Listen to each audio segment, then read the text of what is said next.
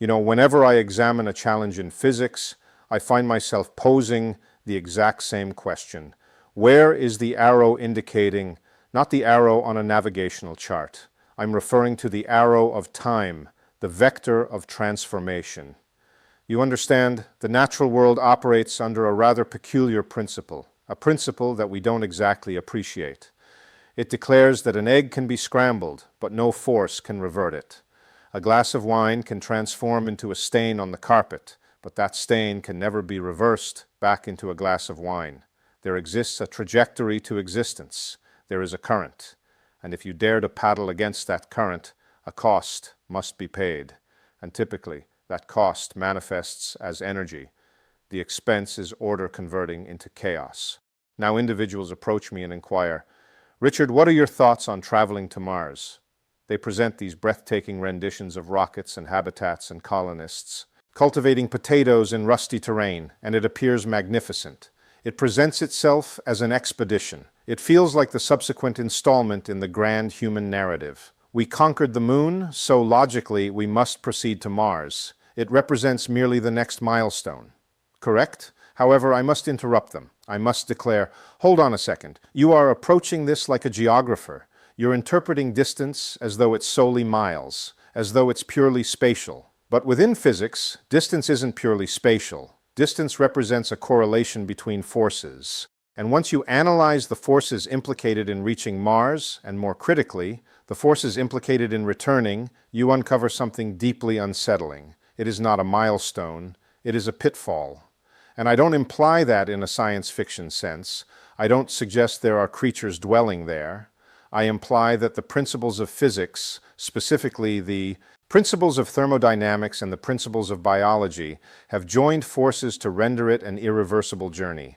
Not because the rocket malfunctions, but because the passenger deteriorates, because you deteriorate.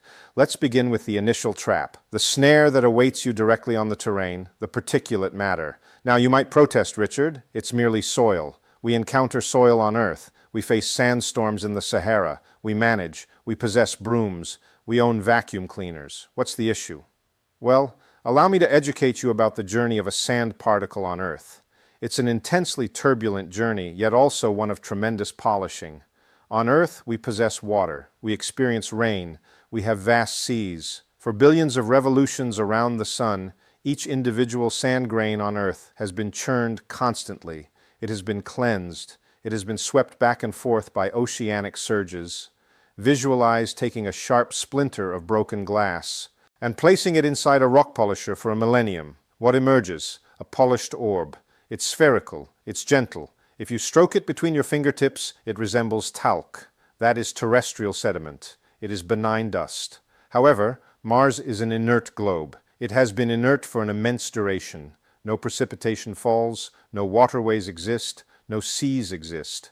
The sole phenomenon affecting the stones on Mars is that they endure collisions. They are shattered by meteorites, massive ones and tiny ones.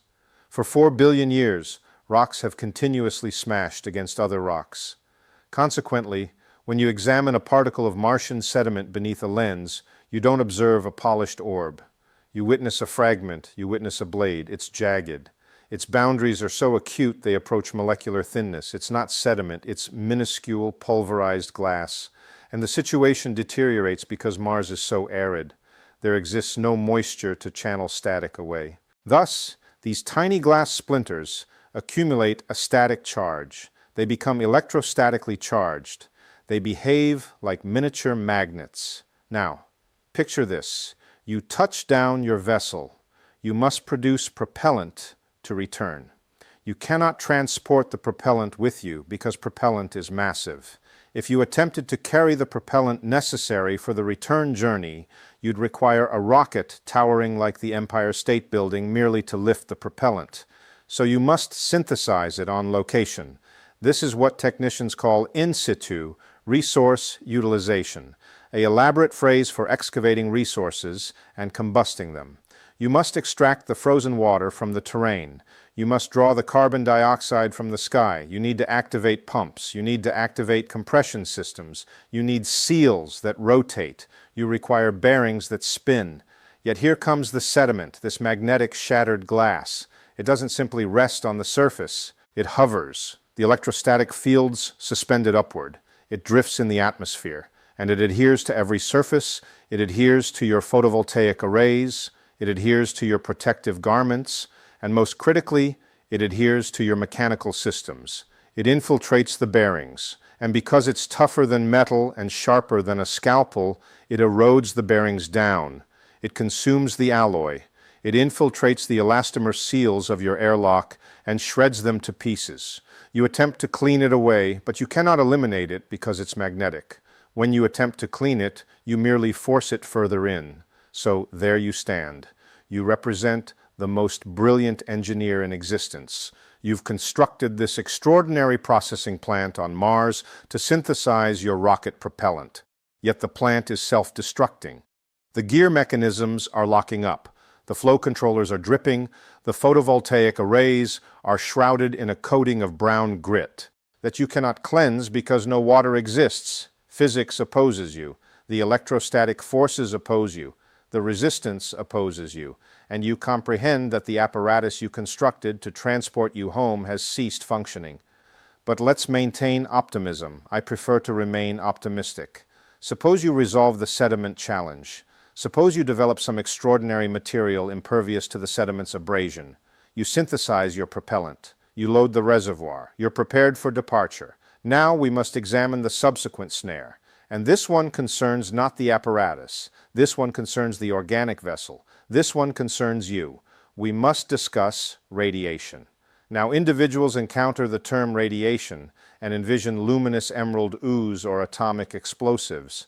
However, radiation is actually far more straightforward and far more terrifying than that.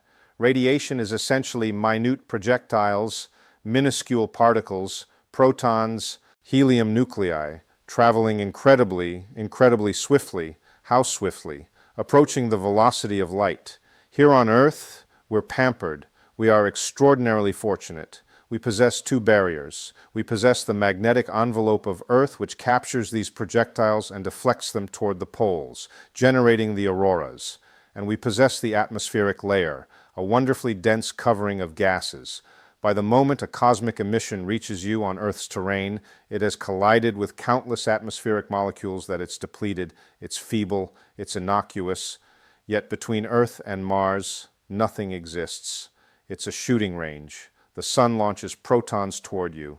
The remainder of the cosmos launches massive ions toward you. When you're aboard that spacecraft for half a year traveling to Mars and half a year coming back, you're positioned amidst a line of shooters. Now, what occurs when one of these projectiles strikes you? You consist of elements. You're aware: hydrogen, carbon, oxygen. And these elements are bonded collectively by electrons. The electrons function as the adhesive. They maintain your molecular structures. They preserve your genetic code. When a highly energetic cosmic emission tears through your spacecraft, it bypasses the barriers, it bypasses the shell, it penetrates directly through your flesh and crashes into your atoms. It assaults the electrons and displaces them violently. It resembles hurling a heavy sphere into a construction of playing cards. The framework disintegrates. The molecular link is severed. This phenomenon is termed ionization. Now your organism is extraordinary. It's a miraculous apparatus. It possesses restoration squads. Within every individual cell, tiny proteins exist that scout for impairment. They identify a fractured segment of DNA and declare, "Hey, let's mend this." And typically, they perform admirably.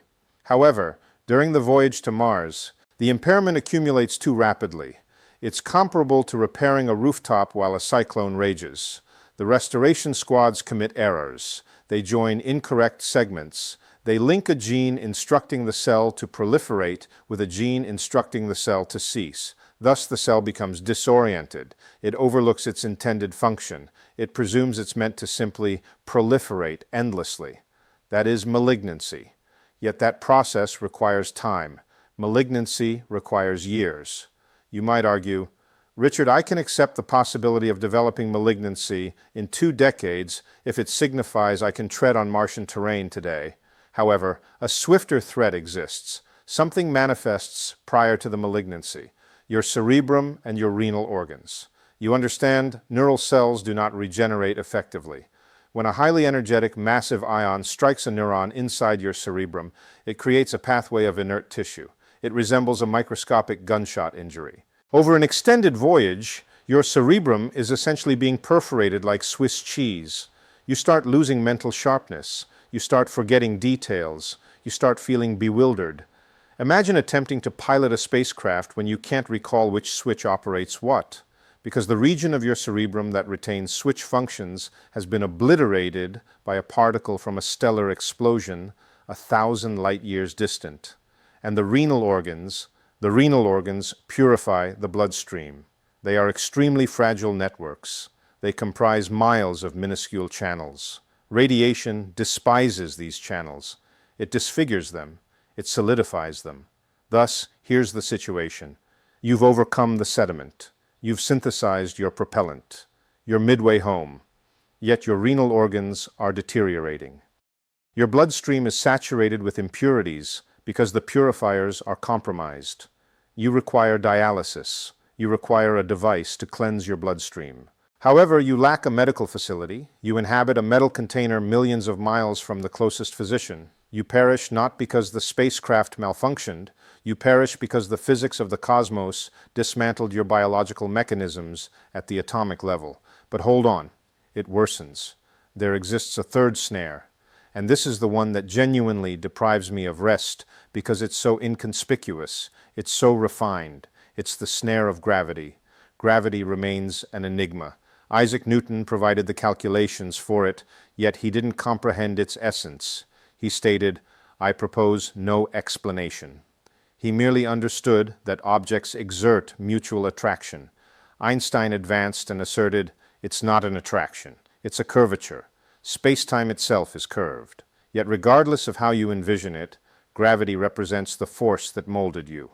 Each muscle within your physique, each skeletal component, each flap in your circulatory pathways is engineered for one purpose: to resist terrestrial gravity, to withstand 1G. Your cardiac muscle is a pump. It's a fist-sized organ that must contract forcefully enough to propel blood upward against gravity to your cerebrum. It labors intensely. Beat following beat, day following day. It resembles a lifter hoisting a heavy load. Now you journey to Mars. Mars is diminutive. It possesses feeble gravity. Only 38% of Earth's. Abruptly, your cardiac muscle declares, "Hey, why was I exerting so intensely? This is effortless. I can unwind. I needn't strain so much to deliver blood to the cerebrum." And you understand what biology performs when it deems something unnecessary? It discards it. Biology is remarkably economical. It decides, we're expending energy on this oversized cardiac muscle. Let's reduce it. Consequently, your cardiac muscle diminishes. It weakens. It literally transforms form. And your skeletal structure, the skeletal structure, is the most severe aspect. You perceive your skeleton as a metallic framework inside a structure, yet it's not. Your skeleton is a repository. It's a calcium reserve. On Earth, you continuously deposit and withdraw from this reserve. Your organism adds calcium to fortify the bone to sustain you against gravity. However, on Mars, your organism declares, "Hey, we no longer require this heavy framework. We're drifting. It's buoyant here. Let's make a withdrawal." Thus, the cells that consume bone begin laboring excessively. They liquefy your skeleton. They release the calcium into your circulation. Your bones turn porous. They resemble a honeycomb. They resemble chalk. Now, this remains manageable as long as you remain on Mars. You've transformed into a Martian. You're acclimated to the surroundings. You're a low-gravity entity. But recall the theme of this discussion. No route back home. Envision you attempt to return. You board your spacecraft. You drift for half a year. Your bones deteriorate further. Your cardiac muscle diminishes further. Then you encounter Earth's atmosphere. You experience G-forces. The deceleration is overwhelming, yet suppose you endure that. The capsule descends into the ocean. The exit opens. You witness the azure sky. You inhale the saline breeze. You attempt to rise and exit the capsule, and you tumble because abruptly you're back under 1G, yet you're confronting it with a physique designed for 38% G. Your cardiac muscle, which has atrophied, endeavors to pump blood to your cerebrum but fails. It's excessively feeble. Earth's gravity pulls the blood downward into your lower limbs. Your cerebrum is deprived of oxygen. You lose consciousness. Your skeletal structure, now resembling chalk, attempts to bear your mass, but collapses. It fractures. You endure numerous breakages merely from attempting to stand. You're being pulverized not by a boulder, not by a beast. You're being pulverized by your origin. You're being pulverized by the very surroundings you were born into because you are no longer the entity you once were. You have transformed. The planet Mars has redesigned you. It has seized your biological makeup and reshaped it to suit itself. And this leads us to the most profound insight I wish to convey, the insight regarding interconnected systems.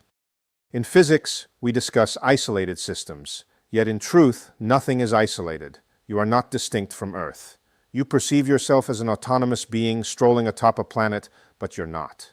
You constitute part of the planet. You are an extension of the planet. You are composed of terrestrial elements. You are calibrated to terrestrial gravity. You are protected by terrestrial magnetic fields. You form part of Earth's system. When you depart that system, you resemble a fish leaping from water. A fish can exit the water for brief moments. It can glimpse the atmosphere. It can observe the sun, yet it cannot reside there. If it remains there, it perishes. We assume that because we possess technology, because we have rockets and computers, we can circumvent this principle. We assume we can construct an aquarium and transport it alongside us. Yet the aquarium is permeable. Radiation seeps in, gravity seeps out, sediment seeps in. The cosmos perpetually strives to equalize you with your environment. On Mars, equalization signifies fatality, or at minimum, it signifies transforming into something that can never depart Mars. Thus, when I observe those proposals for colonization, when I examine the schedules asserting we will have 1 million inhabitants on Mars by 2050, I must chuckle. Yet it's a sorrowful chuckle because they disregard the essential rules of existence. They treat biology like programmable code that can simply be updated.